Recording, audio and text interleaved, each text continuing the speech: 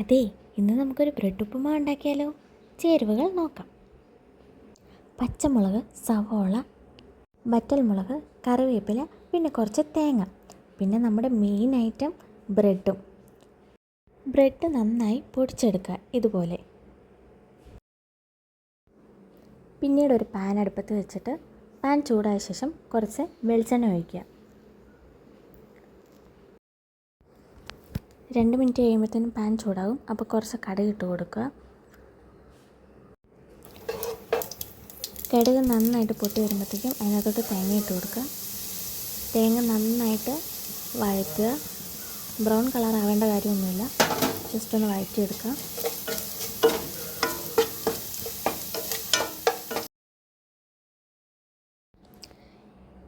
ഇതിലേക്ക് വറ്റൽമുളകും കറിവേപ്പിലയും ഇട്ട് നന്നായിട്ട് മിക്സ് ചെയ്യുക. ഒരു 2 മിനിറ്റ് ഇതേപോലെ ചെയ്തുകൊണ്ടിരിക്കുക.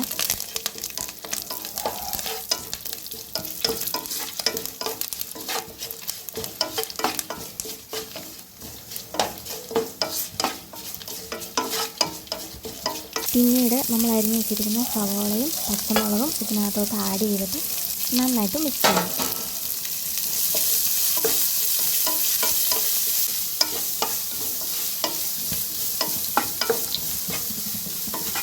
ഇനി നമുക്ക് ആവശ്യത്തിന് ഉപ്പൂടെ ഇതിനകത്തോട്ട് ആഡ് ചെയ്യാവുന്നതാണ്.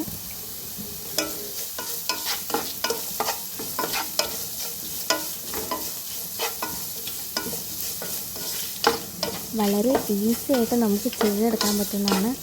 വിത്തിൻ മിനിറ്റ്സ് കൊണ്ട് നമുക്കിത് സിമ്പിളായിട്ട് ചെയ്യാൻ പറ്റും. കുട്ടികൾക്കൊക്കെ എന്തായാലും ഉറപ്പായിട്ട് ഇഷ്ടപ്പെടും. ഒന്ന് ട്രൈ ചെയ്ത് നോക്കുക.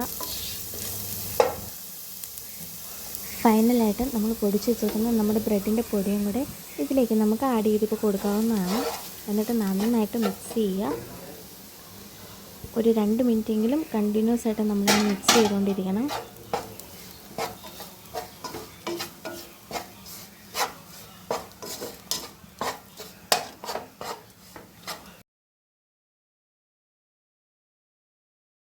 ഓക്കെ, നമുക്കിനി ഗ്യാസ് ഓഫ് ചെയ്യാം.